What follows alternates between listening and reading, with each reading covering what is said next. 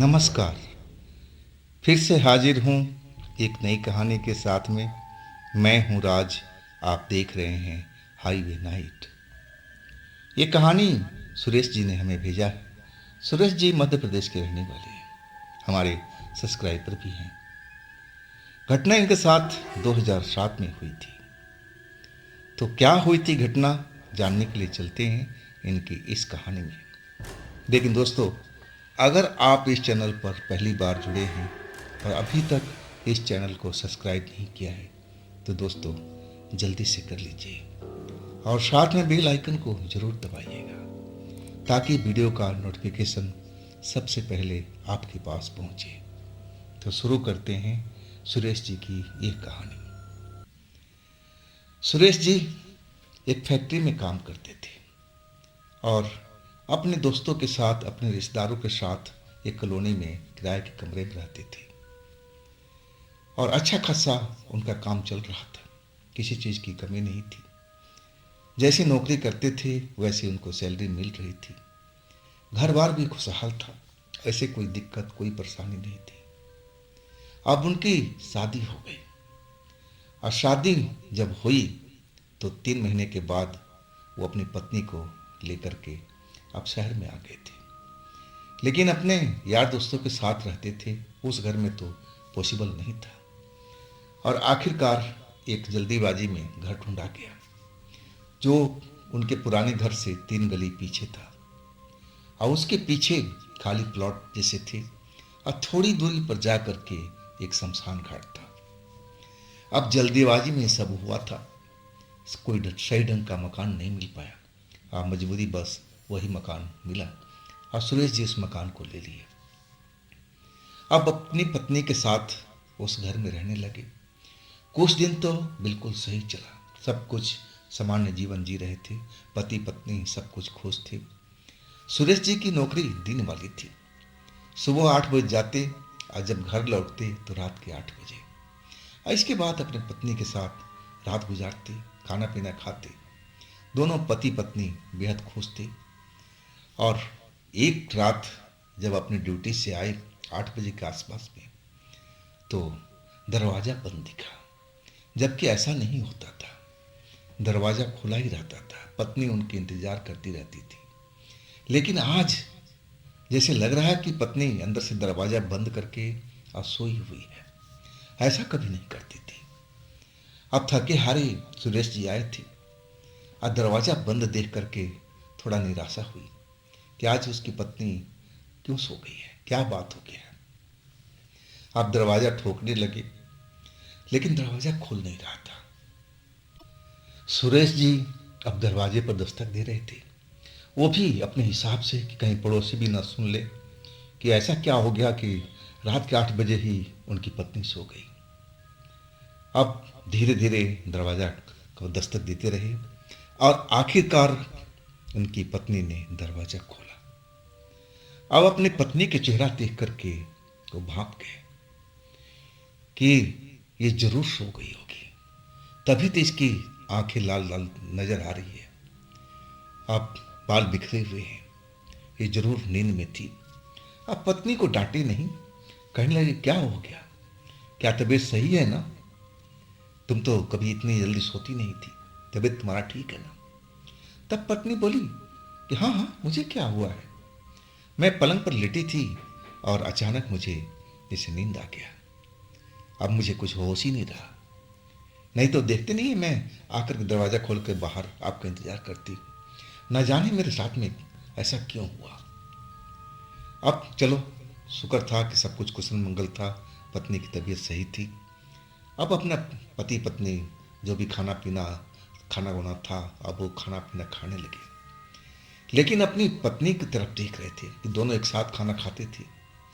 अब पत्नी कुछ आज विशेष ही खाना खा रही थी। जितनी रोटी वो खाया करती थी और उसका डबल खा चुकी थी, जबकि ऐसा नहीं होता था।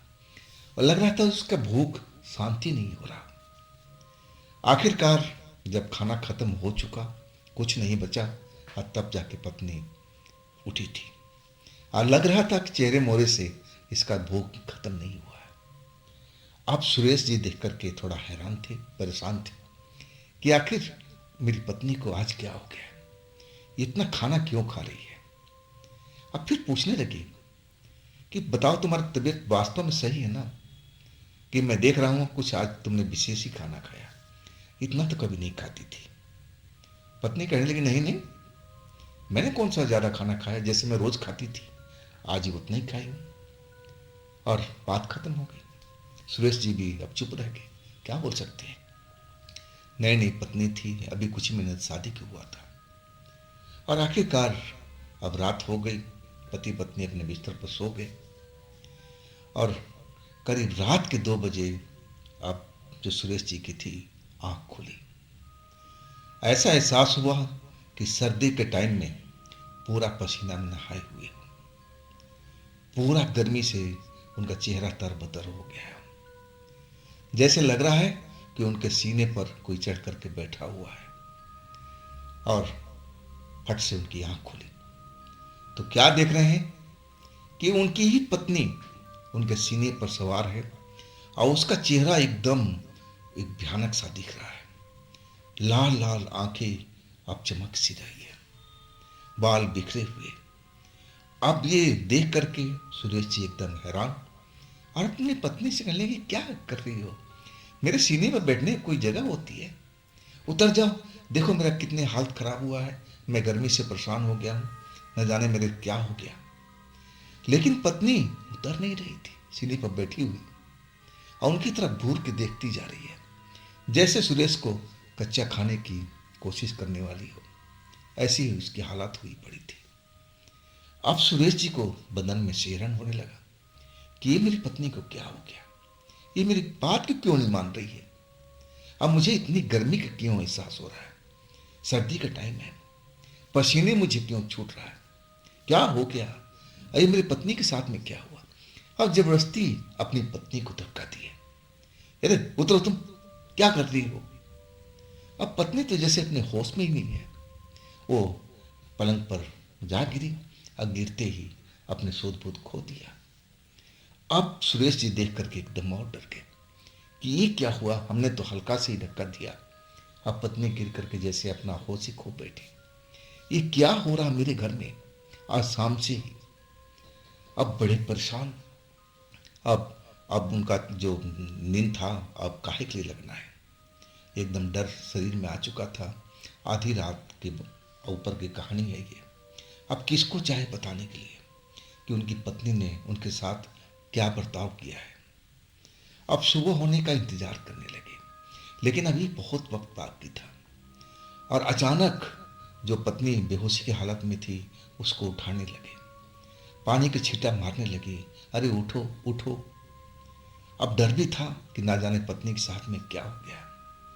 अब फिर जैसे ही पत्नी ने अपनी आंख खोली और एक पर एक जैसे जंगली जानवर की तरह उसका बर्ताव हो गया था। अब सुरेश जी का जैसे अपना हाथों से पंजों से उनका चेहरा नोचने लगी, जैसे उनकी आंखें को निकाल लेना चाहती हो। दर्द से बेचैन हो चुके थे सुरेश जी, और उस समझते देर नहीं हुआ कि जरूर पत्नी के ऊपर में कोई भूत का साया आ चुका है।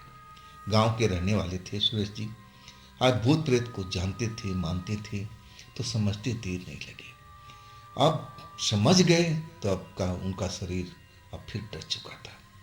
पत्नी को शांत कराने लगे, वो समझाना चाहते थे कि तुम शांत हो जाओ, ये क्या कर रही हो, लेकिन पत्नी उनकी बात सुन नहीं रही थी, उन पर लगातार हमले कर रही थी। जिधर भी पंजा मारती और उधर में लगता था कि चमड़ी उधड़ने लगी हो, जलन सी होने लगी हो। अब सुरेश जी बहुत परेशान हो गए थे, समझ भी नहीं आ रहा था कि इतनी रात को अब करें तो क्या करें, इसके शरीर से उस भूत प्रेत की आत्मा को कैसे भगाएं, और कौन हो सकता है इसके शरीर पर इस रात को आया हुआ है। अब सुरेश जी एकदम चिंता में डूबे हुए आप पत्नी को समझाने की कोशिश कर रहे हैं कि तू होश में आ, तू होश में आ, ये क्या कर रही हो। जब कुछ समझ में नहीं आया ना, और पलंग से जबरदस्ती उतरे। जो पत्नी थी उनको छोड़ नहीं रही थी, पकड़ के रखी थी, उतरने नहीं दे रही थी। अब फिर जबरदस्ती धकेल करके उतरे अब बाल्टी जो भरा हुआ था, अब पूरी बाल्टी ले आकर के अब उसके शरीर पर डाल दिया। सर्दी का टाइम था, और जैसे ही ठंडा पानी उसके चेहरे पर पड़ा, शरीर पर पड़ा, अब फिर वो कांप गई। हाँ, जैसे लगा कि वो होश में आ गई और कहने लगी, ये क्या कर रहे हैं आप, मेरे को ये ठंडा पानी क्यों डाल रहे हैं। अब पूरी तरह से वो जैसे नॉर्मल हो गई थी। सुरेश जी को समझ में आ गया कि जो कुछ इसने किया है ये अपने आप में नहीं थी, जरूर इसके ऊपर में कोई साया आया हुआ है, लेकिन ये साया कहाँ से आया, कौन हो सकता है। अब सुरेश जी बिल्कुल डरे हुए थे। अब सुबह होने का इंतजार कर रहे थे। सुबह आखिर हुई और सीधा अपने पुराने घर पर पहुंचे, जो उनके रिश्तेदार थे, जानने वाले थे, जहां वो रहा करते थे शादी से पहले। और उनमें एक अंकल थे, वो थोड़ा बहुत जानकार थे इन चीज़ों का। उनको पकड़ के ले आए कि चाचा चलिए हमारे घर पर। अब चाचा हैरान थे कि भाई बता तो सही क्या बात हुआ। वो कहने लगे, जो बताना है हम वही बताएंगे, आप चलो तो मेरे साथ में। अब उस चाचा को पकड़ के ले आए घर पर। अब पत्नी बैठी हुई थी, अब नॉर्मल थी, ऐसा कोई बात नहीं था। अब फिर चाचा को सारी रात की बात बताने लगे। अब जैसे जैसे बता रहे थे, पत्नी की आंखें जो थी फैलती जा रही थी, जैसे लग रहा है कि उस पर फिर कोई सवार हो गया है। आंखें एकदम बड़ी बड़ी होती जा रही थी, गुस्से में होती जा रही थी, चेहरे का रंगत बदलता जा रहा था। और चाचा भी देख रहे थे और उनको समझ में आ गया कि अब मुझे क्या करना है। और तभी कहने लगे, बेटा सुरेश तू साइड में हट जा, तू मेरे पीछे रह, नहीं तो तुझ पर ये हमला कर देगी। मैं करता हूँ ना, सब कुछ सही कर दूंगा। तंत्र मंत्र के जानकार थे और वो अपना तंत्र मंत्र का काम करने लगे, फूंकने लगे उस पर अपने मंत्र पढ़ करके। आज जितना वो मंत्र को पढ़ते, उसका चेहरा उतना ही डरावना होता गया। लाल लाल चेहरा हो गया था, लाल लाल आंखें, और एकदम भयानक चेहरा जैसे लग रहा था, डरावना, किसी चुड़ैल की तरह। और आखिरकार जब पूरा तंत्र मंत्र का विद्या उपयोग किए, और तब जाके पत्नी उनकी एकदम लुढ़क सी गई, जैसे अपने आप में न हो, अपना होश खो गई हो। अब फिर जो चाचा थे सुरेश जी का, वो कहने लगे, बेटा ये घर तू खाली कर दे। अब सुरेश को भी समझ में आ गया कि जो हमने घर लिया है ना, ये गलत घर है, क्योंकि पीछे में खाली प्लॉट है, जंगल झाड़ उगे हुए हैं, और थोड़ी ही दूर पे जा कर के शमशान घाट है। अब उनको बात समझ में आ गई थी, और वही बात को चाचा भी कह रहे थे कि देख बेटा, ये शमशान से कोई भूत इसके शरीर पर आ गया है, यहाँ से नज़दीक है, बेटा हो सके तो आज ही घर यहाँ से खाली कर दे, नहीं तो हो सकता है कि वो आत्मा, वो भूत फिर तेरे पत्नी के ऊपर में आ जाए और तुझे नुकसान पहुँचाए।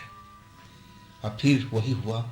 अब जल्दी से घर ढूंढने लगे थे और आखिरकार एक सही सा घर मिल गया। और इसके बाद सुरेश वही उसी दिन को घर खाली कर दिया।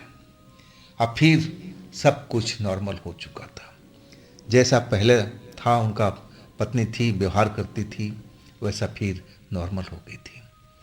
और सुरेश जी को समझ में आ गया था कि इस घर में ही खराबी था, क्योंकि शमशान घाट के बिल्कुल करीब था।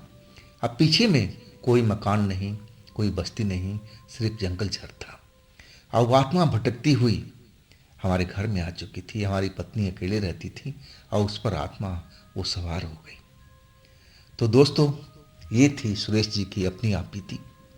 अगर आपके पास भी ऐसी कोई घटना है जो आप मुझे बताना चाहते हैं, तो आप मुझे इंस्टाग्राम पर या मेरे व्हाट्सएप नंबर पर ज़रूर शेयर कीजिएगा। दोस्तों, ये भी चैनल आप ही का है, तो इसको भी अपना प्यार दीजिए, लाइक कीजिए, सब्सक्राइब कीजिए, शेयर कीजिए। और फिर हम मिलते हैं अगले रोज़ एक नई घटना, एक नई कहानी में। आप लोग अपना ख्याल रखिएगा। नमस्कार।